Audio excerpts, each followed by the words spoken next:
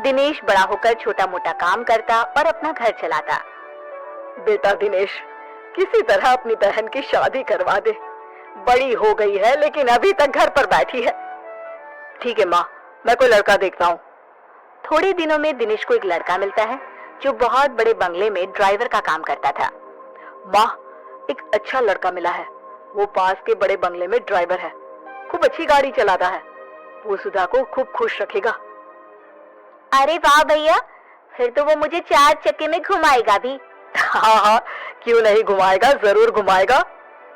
अरे बेटा तू चल, उन लोगों के घर हम लोग जाकर बात कराते हैं। दिनेश और माँ सुरेश के घर जाते हैं। वहाँ उन लोगों की खूब आवभगत होती है। हम लोगों ने तो दिनेश को देखकर ही सोच लिया था, जिसका भाई इतना संस्कारी और सभ्य है तो बहन कैसी होगी। लेकिन फिर भी एक बार सुधा से मिल लेते हैं। हाँ हाँ, अब तो बस शादी के बाद यही मिलना हो गया है ना।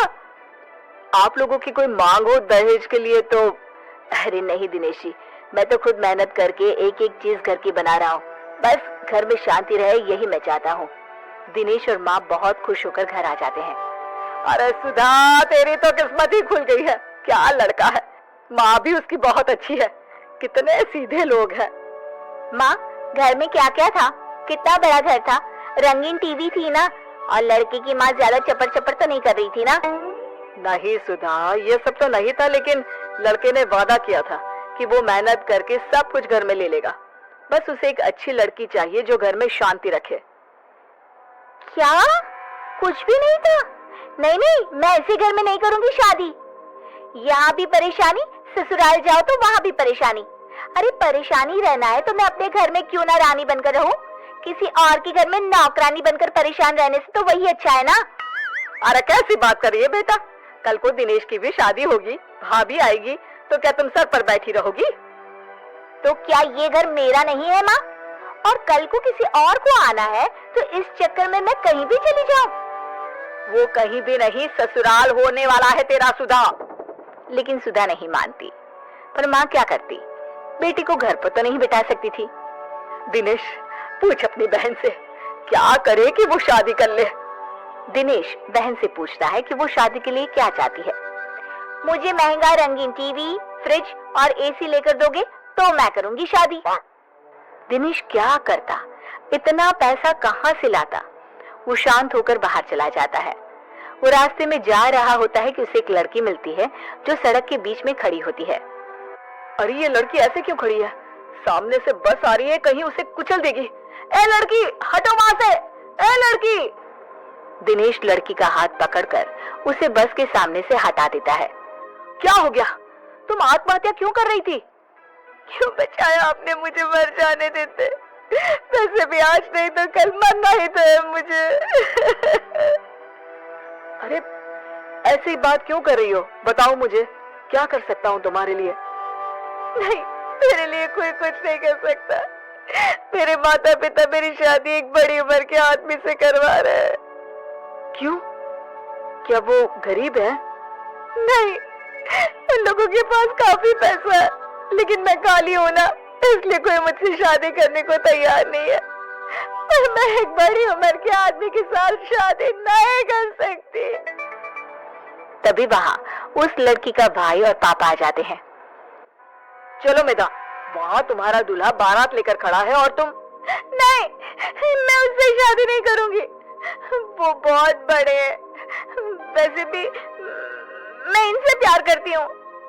दिनेश हैरान रह जाता है। तो ये तुमसे शादी करने को तैयार है? दिनेश लड़की को मजबूर देखकर हाँ कर देता है।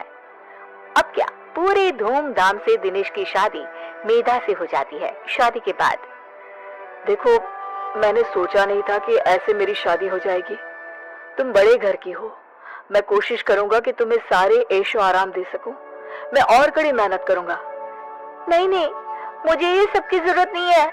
मैं तो तुम्हें थैंक्स कहना चाहती हूँ कि तुमने मेरा जीवन खराब होने से बचा लिया। दिनेश और मेधा बात कर ही रहे थे कि बाहर सुधा की आवाज आती है। भैया जल्दी बाहर आओ, देखो माँ को क्या हो गया। दिनेश और मेधा बाहर आते हैं जहाँ माँ जमीन पर गिरी होती है। क्या हुआ माँ को? माँ को तुरंत डॉक्टर के पास ले चलते हैं। दोनों माँ को लेकर डॉक्टर के पास जाते हैं, जहाँ डॉक्टर कहते हैं, अरे इन्होंने तो बहुत सारा टेंशन लेकर रखा है। दिमाग सारा दिन चलता रहता है शायद इनका। ज्यादा सोचने से इन्हें चक्कर आ गया है और ये गिर गई।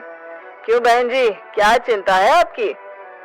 मेधा को लगता है कि सास उसके कारण परेशान है, तभी सास कहती है, अरे मेरी बेटी बड़ी हो रही है, लेकिन उसकी लालच के कारण वो अभी तक घर में बैठी है, अच्छे अच्छे रिश्तों को मना कर रही है। अब जो हैसियत हम लोगों की है उतना ही तो कर पाएंगे ना। ये तो देखिए आपके घर का मामला है, लेकिन ज्यादा सोचने से तबीयत खराब हो सकती है। सभी घर आ जाते हैं। दिनेश, क्या बात है? तुम्हारी बहन शादी क्यों नहीं कर रही? तुम तो जानती हो मेधा, मैं एक छोटी सी नौकरी करने वाला इंसान हूँ।